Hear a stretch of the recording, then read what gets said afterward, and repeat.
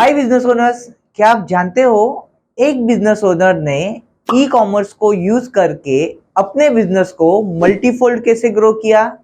क्या आप जानना चाहते हो आपके बिजनेस को आप ई कॉमर्स यूज करके नेक्स्ट लेवल पे कैसे लेके जा सकते हो? तो चलिए आज मैं आपको इस ई कॉमर्स बिजनेस के एग्जाम्पल के थ्रू ये समझाता हूँ कि आपकी बिजनेस स्ट्रेटेजी क्या होनी चाहिए और आपको ई कॉमर्स प्लेटफॉर्म को कैसे यूज करना चाहिए अपने बिजनेस को ग्रो करने के लिए।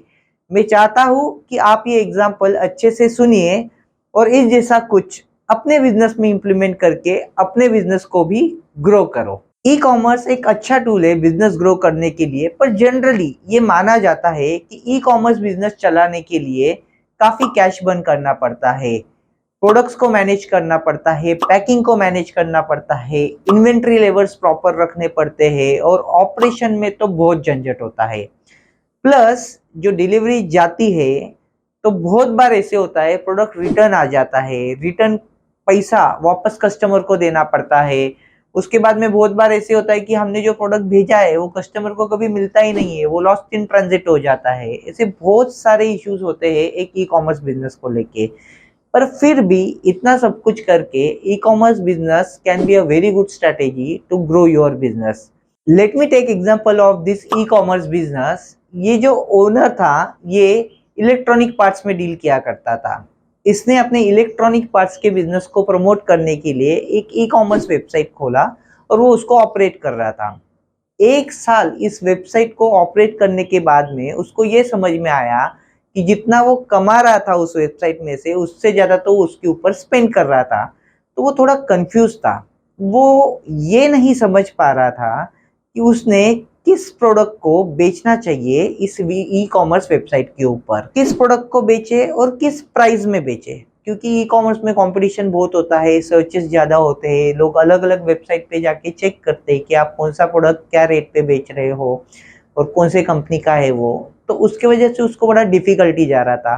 वो ये समझ नहीं पा रहा था कि ई कॉमर्स वेबसाइट ऑन करने के बावजूद उसका लॉन्ग टर्म स्ट्रेटेजी क्या होना चाहिए एक ई कॉमर्स वेबसाइट को लेके।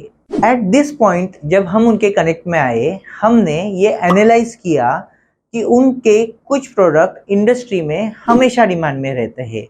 मोस्ट ऑफ द कस्टमर्स को इस टाइप के प्रोडक्ट चाहिए रहते हैं। तो व्हाट वी डिड, हमने इन लीडिंग प्रोडक्ट्स जैसे हीरो प्रोडक्ट्स होते हैं, इन हीरो प्रोडक्ट्स की प्राइसिंग एकदम नॉर्मल रखी और इनकी स्मॉल क्वांटिटीज ऑफर की, जिससे कि कस्टमर उसके साथ में एक्सपेरिमेंट भी कर सके। अगर उनको पार्ट यूज करके देखना है या कहीं पे लगा के देखना है वो भी वो कर सके और छोटे कस्टमर्स भी अट्रैक्ट हो सके, जिससे कि almost 70 to 80% of the industry के कस्टमर्स कवर हो जाए। मतलब जिनको भी ये सेट ऑफ प्रोडक्ट चाहिए है, ये almost 70 to 80% of this electronic part industry के हिस्सा रहे। इसके वजह से क्या हो गया, उनके पास में एक बड़ा ही हेल्दी डेटाबेस क्रिएट हो गया ऐसे कस्टमर्स का जिनको उन्होंने ये जो हीरो प्रोडक्ट थे ये काफी कम रेट में बेचे थे, जो सबसे कम रेट में थे। और उसके बाद में उन्होंने इन सेट ऑफ कस्टमर्स को WhatsApp marketing, email marketing, telecalling करके अपने जो दूसरे प्रॉफिटेबल इलेक्ट्रॉनिक आइटम्स के प्रोडक्ट थे उनके बल्क डील साइन किए। इसके वजह से ये बिजनेस ओनर उन कस्टमर्स का एक रेगुलर सप्लायर बन गया और फिर उनसे उसको रेगुलर ऑर्डर्स आना शुरू हो गए। इस तरीके से उसने अपने इंडस्ट्री को फोकस किया और अपने बिजनेस को ग्रो करना शुरू किया। इस डेटाबेस का फायदा उसको बहुत मिला, उसको उसने यूज किया उन कस्टमर्स के साथ में अच्छी रिलेशनशिप मेंटेन करने के लिए और आगे इसका फायदा लेने के लिए।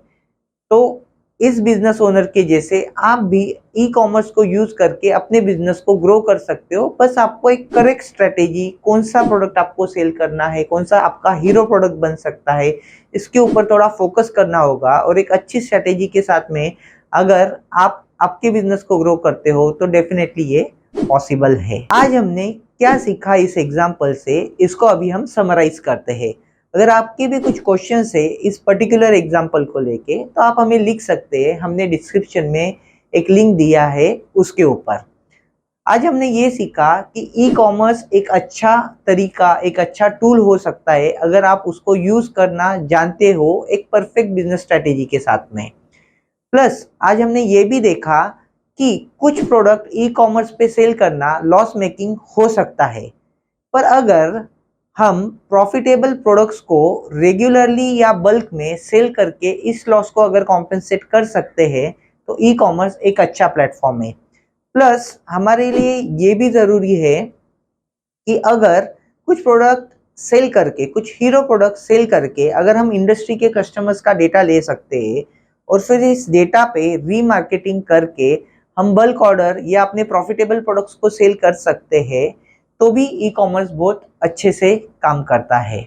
नेक्स्ट आपको मैं ये बताने वाला हूँ एक फूड बिजनेस के एग्जाम्पल के साथ में कि कैसे आप ऑनलाइन और ऑफलाइन दोनों कंबाइंड स्ट्रेटेजी यूज करके अपने बिजनेस को ग्रो कर सकते हो।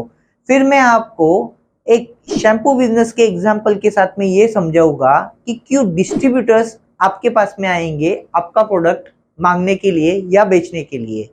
उसके बाद में मैं आपको ये बताऊंगा कि कैसे एक एजुकेशन सेक्टर के बिजनेस ने अपने जो कोर्सेज थे वर्थ ₹1,00,000 वो सेल किए using a very correct business strategy.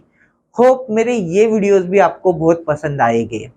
ऐसे ही इंटरेस्टिंग वीडियोस के लिए आप प्लीज़ हमारे यूट्यूब चैनल को सब्सक्राइब कीजिए और नोटिफिकेशन आइकॉन को क्लिक कीजिए ताकि जब भी मैं अपना एक नेक्स्ट वीडियो लॉन्च करूं आपको पता चल जाए। आप हमें सोशल मीडिया पे भी फॉलो कर सकते हैं। आज के आपके टाइम के लिए थैंक यू वेरी मच।